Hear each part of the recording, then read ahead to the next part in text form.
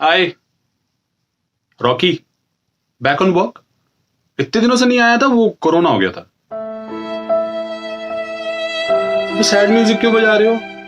वो बिगुल शुगुल बजाओ। कोरोना से जंग जीत के आया हूं भाई। क्या क्या हुआ कोरोना में मेरे साथ में, कैसे ये वायरस इफेक्ट करता है आपकी बॉडी को, सब बताऊंगा। आओ। कोरोना के जो सिम्टम्स है ना, ये वायरल फीवर के जैसे, बट ये वायरल फीवर है नहीं, जो कहीं ज्यादा। सच बता रहा हूँ, खांसी होगी, जुकाम होगा, गले के अंदर थोड़ा सा दर्द होगा, खराश होगी और फिर फीवर चढ़ेगा। फीवर आपको 100-101 रहेगा पहले 1-2 दिन, तीसरे चौथे दिन फीवर आपका 102-103 हो जाएगा। लेकिन आपका जो एंजाइटी लेवल है, आपका से कहने से मतलब मेरा एंजाइटी लेवल जो था वो 500, 600, 700, 800 पहुंच गया था। नहीं, एंजाइटी लेवल नापने की कोई मशीन नहीं होती। मेरा कहने का मतलब ये है कि मेरा एंजाइटी लेवल बहुत ज्यादा हाई हो गया था। डर, जहां पर आपको डर लगने लगता है ना, यहां पर आप गेम लूज करने लगते हो। डरना नहीं है, कोरोना से इंसान नहीं मर रहा है, डर से मर रहा है। हॉस्पिटल में मैं जैसे ही इमरजेंसी वार्ड में पहुंचा हूं, फटाफट से बीपी मशीन लगाई गई है और फीवर चेक किया गया है, ऑक्सीजन लेवल चेक किया गया है। ऑक्सीजन लेवल मेरा 92 था जब मैं हॉस्पिटल में एडमिट हुआ। इमीडिएटली उन्होंने मेरे को हॉस्पिटल में एडमिट कर लिया। सीटी स्कैन किया गया। सीटी स्कैन करने के बाद पता लगा कि इन्फेक्शन लंग्स में पहुंच चुका है। जैसे ही आपको बताया जाता है आपका इन्फेक्शन लंग्स में पहुंच चुका है, आपको इमीडिएटली अब हॉस्पिटल में एडमिट होना पड़ेगा। एंजाइटी लेवल और ज्यादा इंक्रीज हो जाता है, बहुत ज्यादा इंक्रीज हो जाता है। टेंशन आपको लेनी नहीं है, लेकिन टेंशन आपको हो जाती है। घर पे मैंने फोन किया, पापा को बताया कि ऐसे ऐसे हॉस्पिटलाइज हो गया हूँ। तो पापा ने कहा वो बात नहीं, बीमारी हो जाएगा ठीक, कोई दिक्कत वाली बात नहीं है। ऐसे पापा ने मुझे कह दिया टेंशन नहीं लेनी है। लेकिन पापा खुद जिस दिन से मैं हॉस्पिटलाइज हुआ था ढंग से सो नहीं पाए थे। कहना आसान है टेंशन नहीं लेनी है, पर हो जाती है।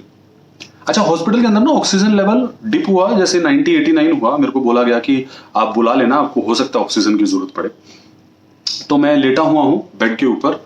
ऑक्सीजन लेवल, मैंने ऑक्सीमीटर जो है उंगली में लगाया, ऑक्सीजन लेवल डिप हुआ है, 89-90 पे आया है। तो मैंने बेल बजा के जो है नर्सेज हैं उनको बुलाया है। नर्स ने कहा कि आप उठकर बैठिए। मैं उठकर बैठा। उन्होंने कहा कि अपने पैरों को नीचे लटकाइए। मैंने पैरों को नीचे लटकाया। कहा चप्पल पहन ली। मैंने चप्पल पहन ली और कहा बाहर टेरेस पे घूम के आ जाओ 3 राउंड। मैं टेरेस पे 3 राउंड घूम कर आया हूं, मेरा ऑक्सीजन लेवल 95 वापस आ गया। मैंने कहा ये करना था, मुझे बता देते, मैं घर पे वॉक कर लेता।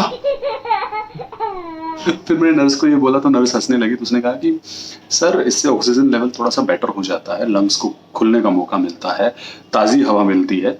लेकिन आपके लंग्स में इन्फेक्शन है। अगर आप घर पे रहते तो ये जो इन्फेक्शन अभी 20% है, ये 40-50 कब हो जाता आपको पता ही नहीं लगता। और ये ऑक्सीजन लेवल डिप होके अभी 89-90 पे आया है। ये डिप होके कब 83-82 पे आता आपको एहसास ही नहीं होता। और लास्ट मिनट पे जब आपको हॉस्पिटल भागना पड़ता तो प्रॉब्लम होती। उस पर कुछ लोग, रिश्तेदार, आपके जानने वाले ऐसे होते हैं, हॉस्पिटल क्यों चला गया, घर पे ठीक हो जाता। अरे हमारे तो यहाँ सब घर पे ठीक हो गए, तू क्यों हॉस्पिटल चला गया, तू भी घर पे ठीक हो जाता। ऐसे ऐसे सवाल जब आपको सुनने को मिलते हैं ना, तो फिर वो याद आता है कि जिस पर बीतती है ना वही जानता है। इस कोरोना को हल्के में तो कतई ना लें, क्योंकि जब ये होता है ना, जब आपको सांस नहीं आ रही होती है, आपकी सांस उखड़ने लगती है, एक काम करना, घर पे ना अपने मुंह को बंद करना, अपने नाक को बंद करना ऐसे, और सांस मत लेना। जब सांस नहीं आएगी, जैसी छटपटाहट होगी, जैसी फीलिंग आपको आएगी, एग्जैक्टली वही फीलिंग होती है जब आपको ब्रेथलेसनेस होने लगती है। आपके यहाँ ना चेस्ट में इतना हैवीपन रहता है कि आप बात नहीं कर पाते हो। अच्छा, एक दिन तो मेरे साथ ऐसा हुआ, मतलब दूसरा तीसरा दिन था हॉस्पिटल के अंदर में, बुखार मेरा 99-100 पे आ चुका था। बट सुबह जब मैं उठा ना, मेरे मुंह से आवाज नहीं निकल रही है। मैं एक आरजे हूं, मेरे मुंह से आवाज नहीं निकल रही थी। जस्ट इमेजिन मेरे ऊपर क्या बीती होगी। मेरे होश गुम हो गए, आवाज नहीं आ रही है, गले से निकल नहीं रही है। ऐसी हालत में था मैं।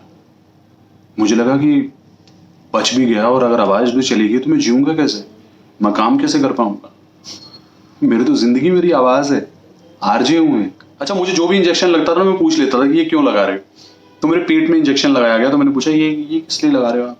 तो कह रहे इससे ना ब्लड क्लॉटिंग नहीं होगी, कोरोना की वजह से ना कुछ लोगों को ब्लड क्लॉटिंग हो जाती है, उस वजह से हार्ट अटैक आ जाता है। मैंने कहा क्या? कहते हार्ट अटैक आ जाता है ब्लड क्लॉटिंग की वजह से, आपको ब्लड क्लॉटिंग ना हो इसलिए हम ये इंजेक्शन आपको लगा रहे हैं। 5 दिन तक कोर्स चला रेमडेसिविर, वो जो इंजेक्शन आपने सुना भी होगा, खबरों में पढ़ा भी होगा, वो मुझे लगाया गया।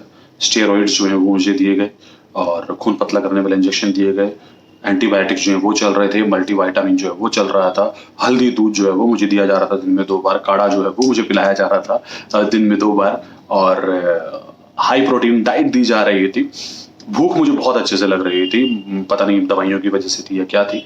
आराम से 4-4 रोटियां खा रहा था मैं। मेरे को ऐसा लग रहा था मेरा वजन बढ़ेगा, लेकिन मेरा वजन जो है 7 से 8 किलो कम हो गया।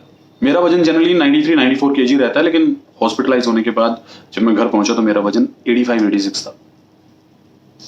नहीं, 85-86 वजन। मैं 6 फुट 1 इंच का हूँ ना, इसलिए हाइट मेरी ज्यादा है। सो कमजोरी, बहुत ज्यादा कमजोरी आई, बहुत बहुत ज्यादा कमजोरी आई। जो मैं अपनी सोसाइटी के 2, 3, 4, 5 राउंड आराम से काट लेता था, आधा राउंड काटने में भी ब्रेथलेसनेस होने लगी। हॉस्पिटल से आने के बाद की बात कर रहा हूं मैं। ब्रेथलेसनेस होने लगती है आपको, आप ज्यादा बोलते हो तो आपको सांस चढ़ने लगता है, आप सीढ़ियां चढ़ते हो तो आपको सांस चढ़ता है, बहुत ज्यादा सांस चढ़ता है। अच्छा, I don't smoke at all. तो डॉक्टर ने मुझे बोला कि यू डोंट स्मोक। मैंने कहा आई डोंट स्मोक।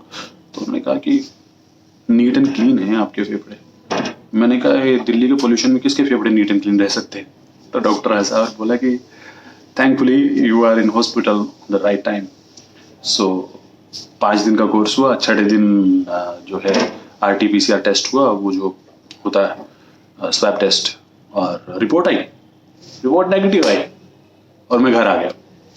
लेकिन इस बीमारी को हल्के में ना लो। ठीक हो के आप घर आ जाओगे हॉस्पिटल से, लेकिन मैं ये कहता हूं कि हॉस्पिटल जाने की नौबत ही ना पड़े। क्यों ना अपनी इम्यूनिटी को बढ़ाया जाए, काढ़े घर पे ही पिए जाए, हल्दी दूध घर पे पिया जाए, विटामिन C जो है वो पहले से ही लिया जाए। जरूरी है कोरोना होने के बाद लेना?